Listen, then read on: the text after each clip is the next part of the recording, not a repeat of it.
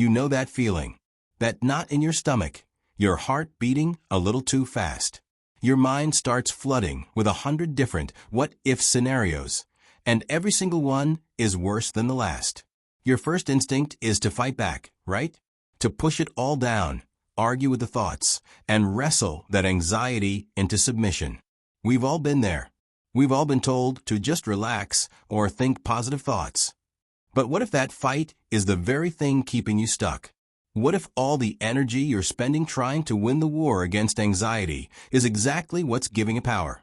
What if the secret to finding peace isn't winning the battle, but just not showing up for the fight? For most of us, dealing with anxiety feels like constant warfare. The second a wave of panic or worry washes over us, we go into high alert. We put up our defenses, we distract ourselves, we try to numb out, we get angry at our own minds for betraying us. It feels like we're doing something productive. But it's a trap. Imagine you're in a tug-of-war with a giant anxiety monster.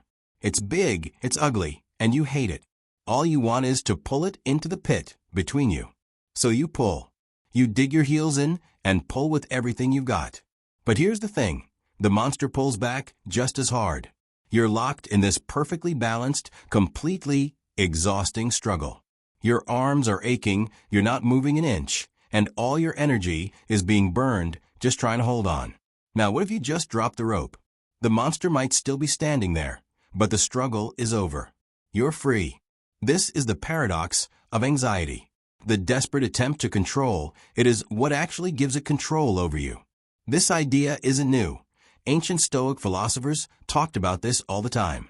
A lot of our suffering comes from trying to control things we just can't, and our anxious thoughts are a lot like the weather. They just happen. You can't stop a storm by yelling at, and you can't stop anxiety by fighting it.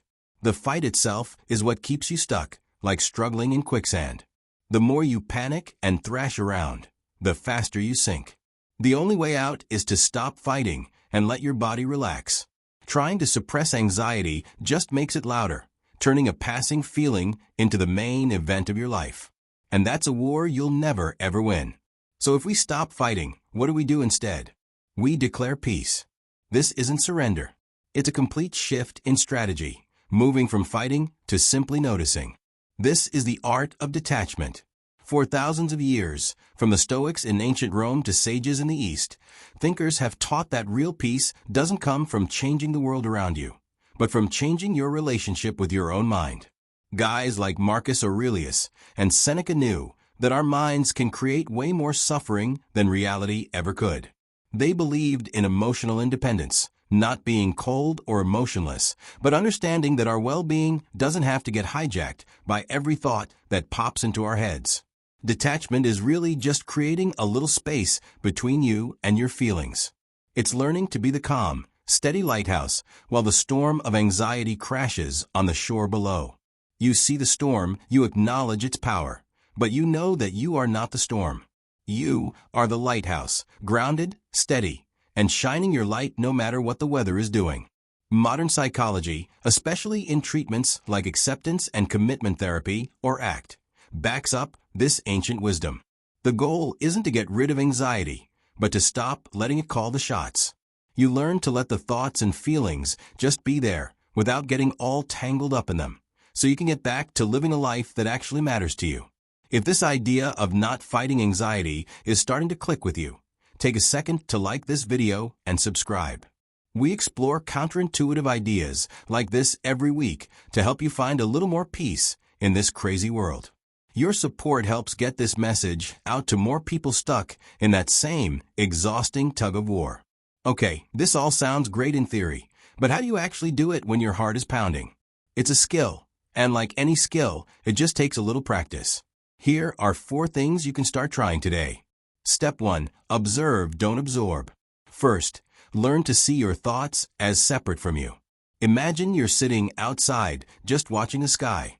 Your mind is the sky. It's vast, open, and always there. Your thoughts and feelings are just the clouds drifting through.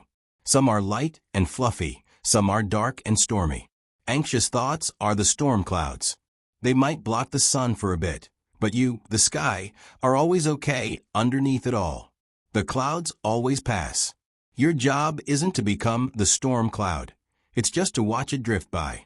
This is Mindfulness 101. Just noticing your thoughts without grabbing onto them and making them your whole reality. Step 2. Name it to tame it. This is a powerful little trick for separating yourself from your thoughts. Instead of thinking, I'm going to fail, you just gently reframe it in your head. I'm having the thought that I'm going to fail. Or even simpler, there's that what-if story again. Or just, hello, anxiety. This tiny language change is huge. It takes the thought from being a hard fact to just being an event happening in your mind. It creates that little bit of space between you and the thought, and in that space, you find your freedom. Step 3. Create distance. Once you can notice and name your thoughts, you can practice creating even more distance. Visualization is great for this. Try picturing your anxious thought written on a leaf. Then, gently place that leaf on a stream and just watch it float away down the river until it's out of sight. You're not forcing it away. You're just letting it go. Or, picture yourself in a movie theater. Your anxious thoughts are playing on the big screen. You're not in the movie. You're in the audience, just watching. You can see the drama and the fear, but you know it's just a film. It's not about destroying the thought. It's about changing your relationship to it. Step 4. Refocus on the present. Anxiety loves to live in the past or the future, in regrets or what-ifs. The one place it really struggles to survive is right here, right now.